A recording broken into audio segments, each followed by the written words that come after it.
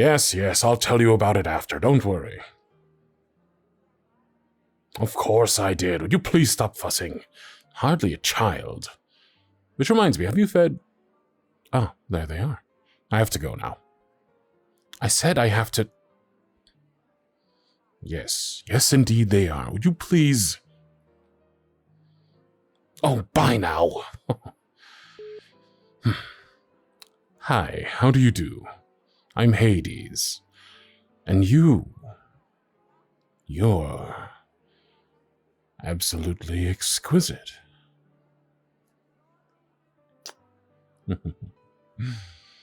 Oh, I know, a quaint gesture. Kissing your hand without touching the skin with my lips. But I'm sure you'll find I can be quite old-fashioned, would be the word most people use to describe me. I, however, consider myself a romantic. Please, sit down. There we are. So, do you like the place? Oh, I'm glad. I do so love jazz clubs. The velvety jam sessions, the smell of smoke and old wood, the intimacy of a small corner table away from prying eyes. You can relax, sit back, and enjoy a nice glass of whiskey while the music captures your very soul. Although tonight, the only thing I wish to be captured by is you. And I can already tell that you're going to be far more inebriating than any Irish liquor. Excuse me. Could you bring us 2 menus, please? Thank you. And don't you dare worry about the prices, all right? Tonight's my treat. No, I insist. What's the point of being king of the underworld if I can't splurge on a charming soul such as yourself from time to time, Indeed. I can be too much sometimes. But my philosophy's always been, seize the moment. Life is short after all, so why not be direct? If I like you, why shouldn't I show it right from the get-go, rather than dance the tedious dance of coyness?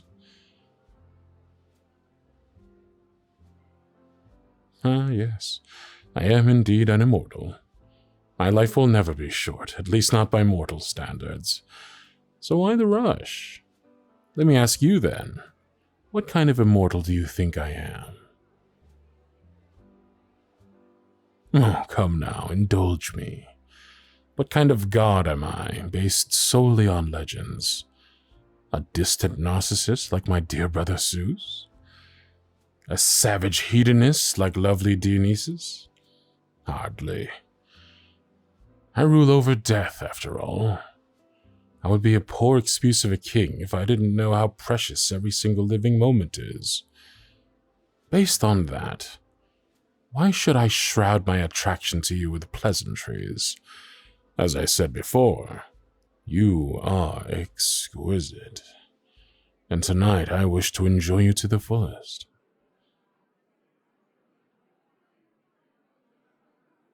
You doubt it?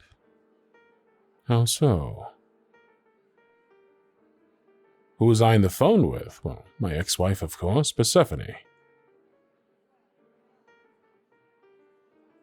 Oh, I see. Well, I guess this is as good a time as any to clear up a few misconceptions about me. First and foremost, yes, I did kidnap Persephone. We used to be best friends, even before that whole debacle, should we call it. She used to barely tolerate her mother back then. To be honest, none of us gods could. She was overbearing, inconsiderate of anyone's feelings but her own, and domineering to the point she became the bane of Persephone's existence. She couldn't go anywhere, do anything without her mother's supervision. I'm sure Demeter had her reasons to act that way, but nothing justifies the amount of suffering and trauma she put her own daughter through. She behaved more like a jailer than a mother. Absolutely appalling behavior. Disgusting. Persephone came to me on one of the few times she managed to evade her mother's ever-judging gaze. She asked me, no, practically begged me to help her. So, we came up with a plan to take her away from Demeter forever. And that plan was to stage her abduction. I can't remember exactly if it was her idea or mine, but we agreed that I'd take her to the underworld and she'd eat the food there in order to bind herself to the hells for eternity. Then, not even Demeter would be able to drag her back home. The plan worked perfectly, and I swear seeing Demeter that furious did both mine and Persephone's souls good. It was liberating. Why did we get married? Oh, I can think of worse fates than to be married to your best friend. And we needed to keep up appearances. The official version was that I had kidnapped her in order to make her my bride, when in truth it was just an excuse to give more legitimacy to our scheme. We never shared a bed in any intimate sense. We cuddled a lot, of course, but never more than that. We shared a life together, bringing each other comfort, support, and laughs, and that, I think, should be what every marriage is based on. She's an amazing person, and I love her to death, but not in the romantic sense. And besides, Persephone has always had her eye on someone else. She and Nyx got married right after we divorced, in the late 1300s. It was a very mutual, very peaceful divorce. We're neighbors now, and they come over for dinner every Thursday night. Oh, no need to thank me. It was my pleasure. Thank you for listening, my dear, and for believing me. I know it's not easy to separate myth from fact, but I'm glad you're willing to give me the benefit of the doubt at the very least. Ah, here comes our waiter. Thank you. Now let's see here. You think you can understand Persephone? Ah, I see. Which parent? Your mom, of course. It's so often our mom that puts us through the worst. If you want to talk about it, I'm here to listen. No, it's not too heavy for a first date. I completely get you. I went through something similar myself. Sort of. Well, my own father ate me once. Yes, literally. It was something, all right. Thank the fates Zeus cut me out of his stomach. That was the ultimate, I've put you on this earth and I'll take you out of it kind of experience. I can joke about it now, but at the time... Oh, I love this song. May I have this dance, my dear? No, don't worry. The good thing about jazz is that you sway more than you dance. And the thought of holding you on the dance floor is simply elating. Come. You're so tense, my dear. Shh, relax. Let me lead. There you go. Easy now. Let me just press my hand between your shoulder blades. Just a little bit of pressure here with my fingertips and here you go, melting under my touch. Small circles. There we go. Let go. Let go for me, dear. Oh, you're a vision. Don't worry. You're safe with me. Music is all around us, shadows like a shield. And if you close your eyes and rest your head on my shoulder, suddenly, there's no one here but us. I can make them all disappear, you know? All those people around us seething with envy because of how perfect, how gorgeous we look together. All it would take would be a snap of my fingers and they'd be gone. At least until the music stops. But I won't. Showing off my beautiful dance partner is too strong of a temptation, and I'm a weak, weak man. They can look, but they can't touch. How lovely. Yes, I am warm. God of death I may be, but I'm not dead myself. You should see my home. It is dark in places, sure, but oh, my dear, if only you could see the places where light shines the brightest. Elysium, its golden fields and tall emerald trees. I could spend centuries lying on the grass, drinking wine and reading books that the living will never, ever know. The dead have written them on lazy summer nights in Elysium. The Asphodel Meadows, not as glorious, but charming in their own way. There, spring lasts forever, and everything smells like your favorite things. Personally, I have a soft spot for warm milk and honey. Not very regal, I know, but then again, one can't always be kingly. For instance, here, right now, with you, and being the most human I can be. If you want to see me as Lord Hades the Unseen, you'll have to come with me to my home. Not tonight, though. Not tonight. We've only just met, after all. Give us another, I don't know, 2 nights?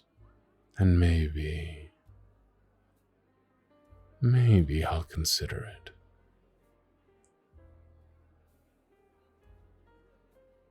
I really want to kiss you right now. May I? Thank you.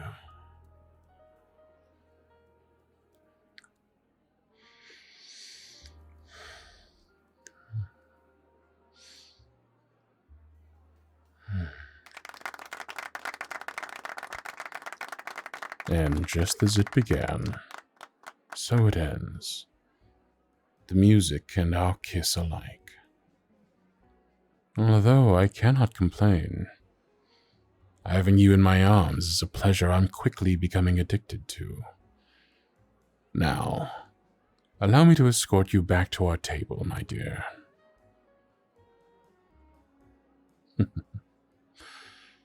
True, that would be a task best suited for Charon, but I don't mind ferrying you through the night, if only to enjoy the pleasure of your hand in mine just for a little longer. There we are. Before I let you go, however, allow me to kiss your hand. With my lips this time. I assume that's acceptable? More than that, you say? We'll have to explore what that more entails, I think.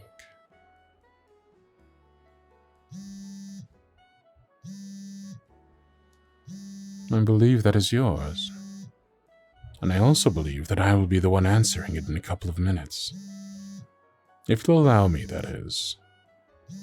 Let it go to voicemail. I doubt she'll leave a message. She'll call you back. How do I know that? Because that's what she does, doesn't she? Your mother, I mean. She calls and calls and calls. Then, if that doesn't work, she starts texting. Types your name in all caps, with so many exclamation points that they almost remind you of a cage. She asks where you are, who you are with, asks if you're alive. If you hate her so much that you refuse to answer her, even though she's so very, very worried about you.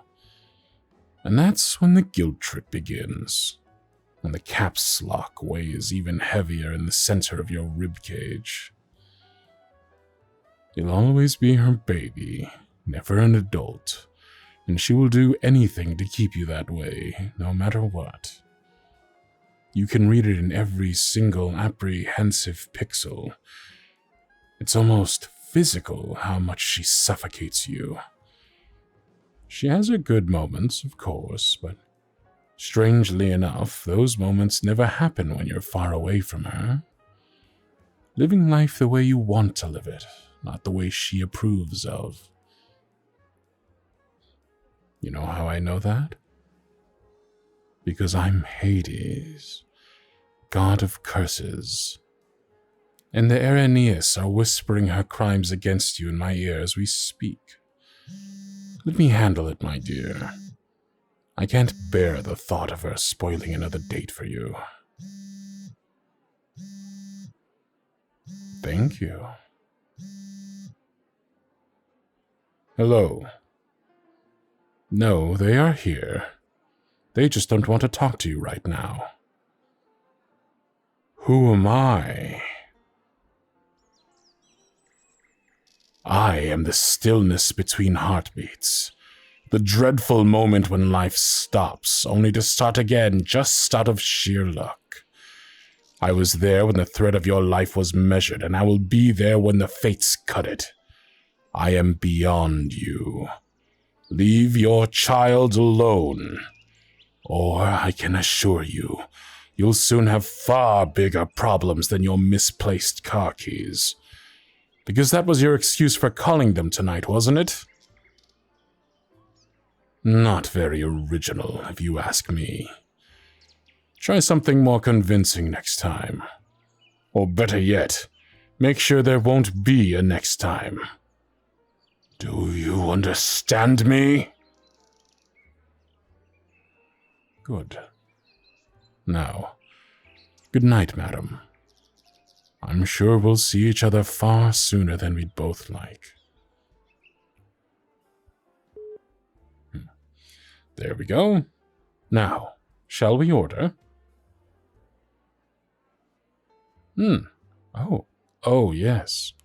I would love to get out of here.